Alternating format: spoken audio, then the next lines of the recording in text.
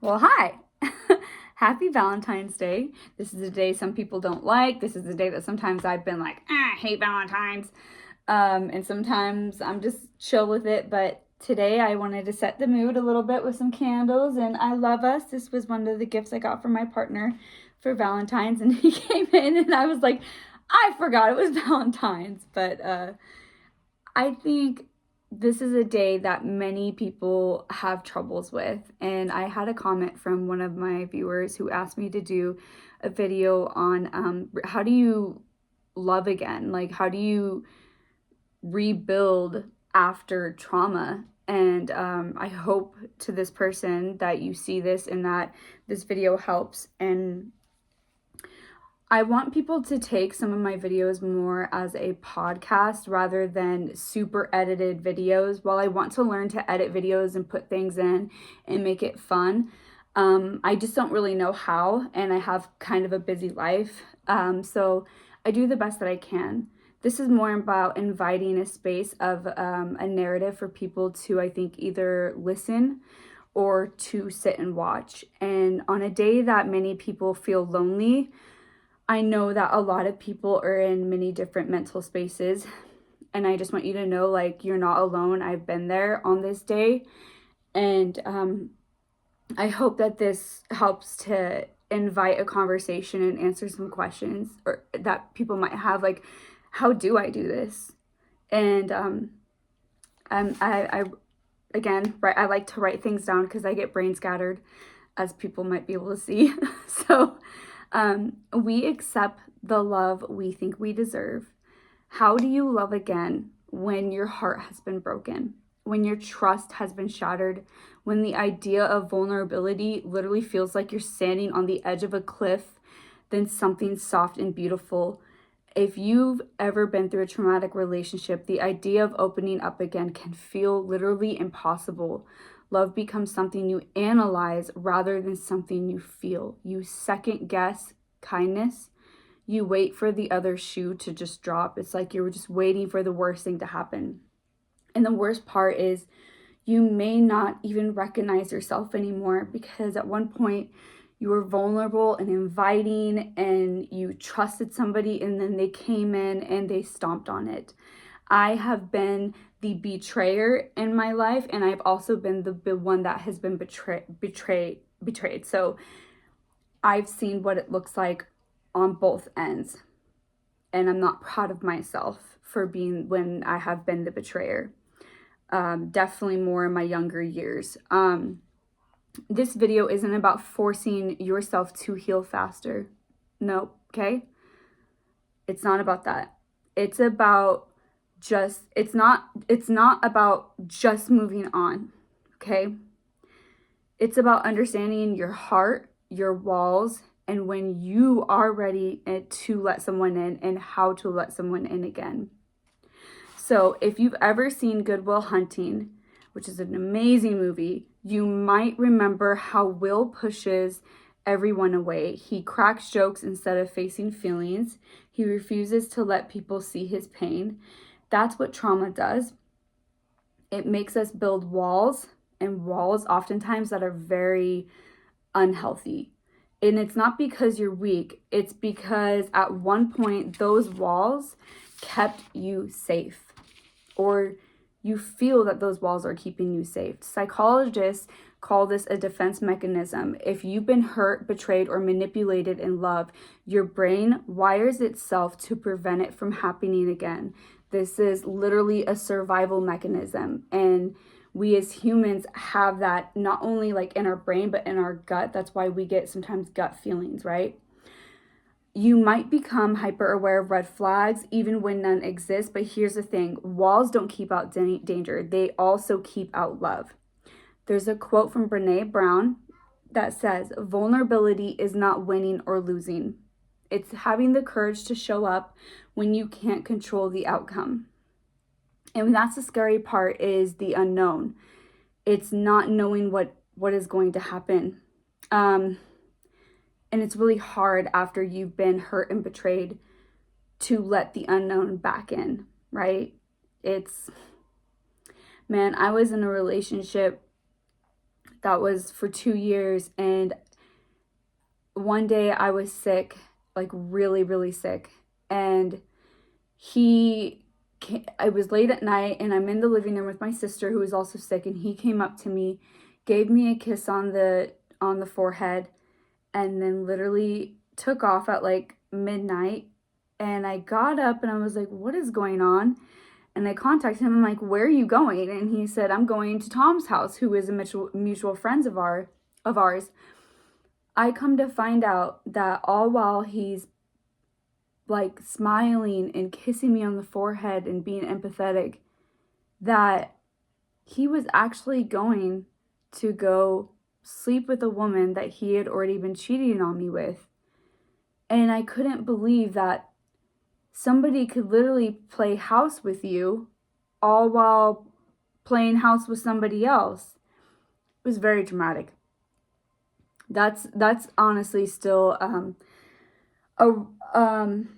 no. I've forgiven that person. I hope them nothing but the best, but that was very, very hard. Before you can let someone in, you have to sit with yourself. And I mean really sit with yourself.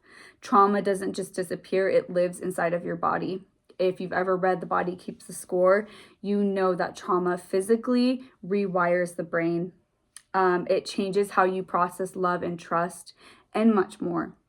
That's why healing is not linear. It's not a checklist. It's a slow and messy process. That's the truth. It's messy.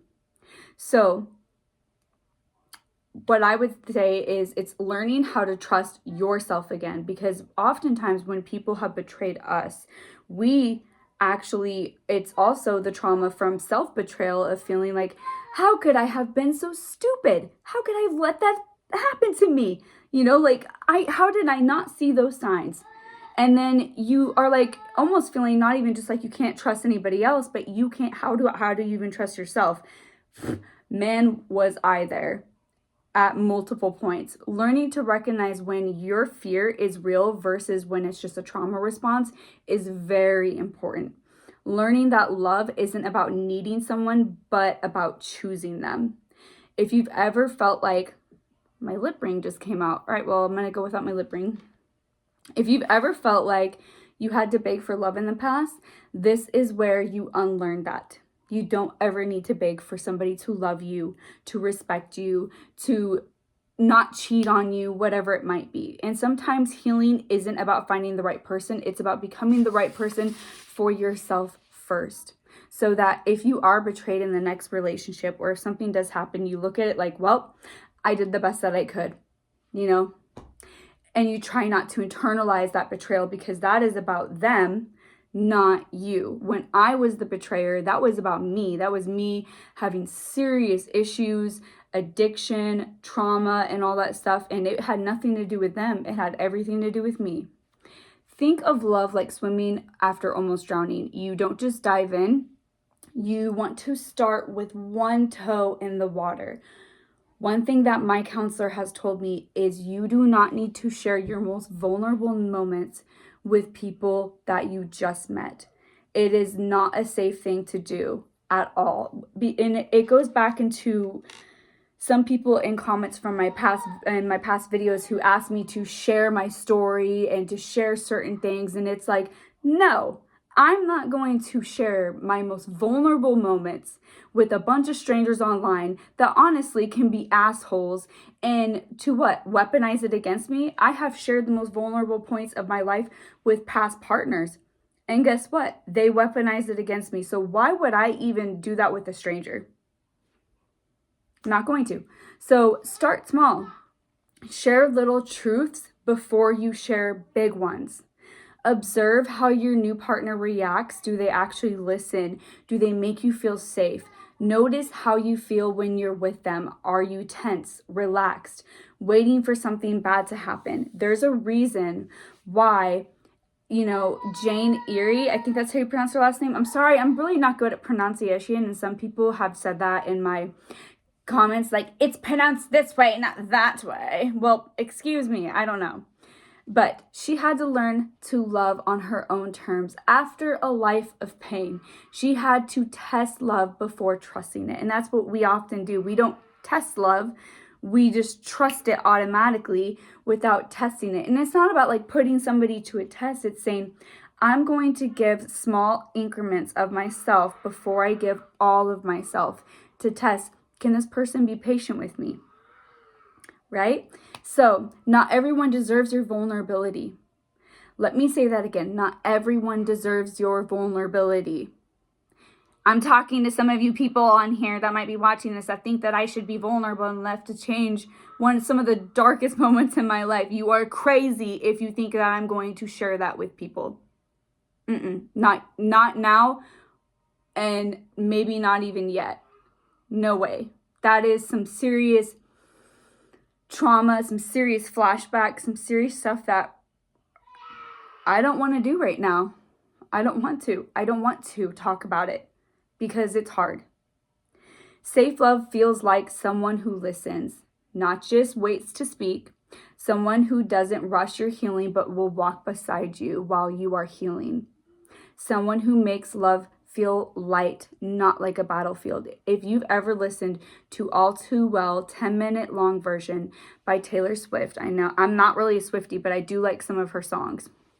You know how unsafe love feels. It's thrilling, chaotic, but ultimately it leaves you feeling hollow. Safe love, on the other hand, feels steady. It feels like home. And here's the truth. It's okay for you to take your time figuring out what kind of love you're experiencing. There's a quote from Eat, Pray, Love that says, "Ruin is a gift. Ruin is the road to transformation." And yes, I'm glad for all the past relationships that were complete tardy, like a really tart mess. It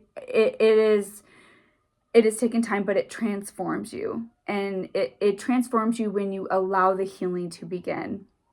When you allow yourself to read a book, when you allow yourself to meditate, when you do healthy things for yourself, when you allow yourself to heal and to feel the feelings and to feel the pain and to feel the emotions, and you write things down. Love isn't about proving that you're healed. It's about trusting yourself to walk away when something doesn't feel right. And when is it right? It's when you won't have to force anything. You are not broken. You are rebuilding. And that is beautiful. It's like the Fleetwood Mac song, Landslide. I'm going to get corny, and anyone who wants to sing with me, let's do this. We only live once, okay? And if you click away, I'm going to be very sad. But here we go. I think I'm singing the right Fleetwood Mac song. Crap. Yeah, okay. Whoa, mirror in the sky, what is love? Can the child within my heart rise above?